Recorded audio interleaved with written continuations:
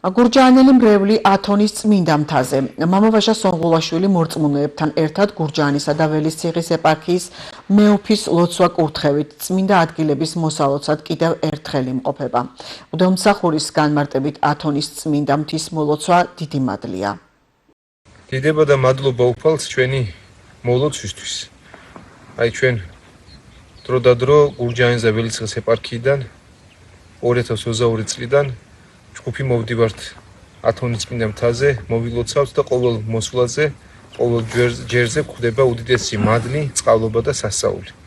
და ათონის მთა თავისი სავანეებით, თავისი სკიტებით, თავისი მონასტრებით, თავისი მოღვაწე მამებით არის შეუცნობელი და ყოველთვის რაღაც იდუმალებას აჩვენებს, რაც ძალიან რთულია 21 საუკუნის ადამიანმა ესე უცბად იგემო. ასე რომ მე მინდა ყველას გისურვოთ, ჩემო გურჯაანელებო, ახალგაზრდებო და რა თქმა უნდა საქართველოს მომავლებო.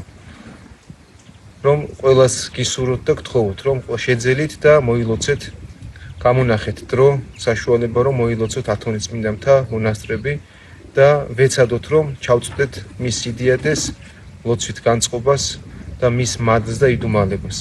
ღმერთმა დალოცოს საქართველო, ღმერთმა დალოცოს ქართველი ერი, ღმერთმა გააერთიანოს და ამშვიდოს საქართველო ნიკობსენ დარუბარდამდე და ღმერთმა ინებოს რომ ქართველ ერს მისცეს გაბრწყინება და ყოვლადწმინდა ღვთისმშობელი ფარავდეს სრულიად საქართველოს და მთელ მსოფლიოს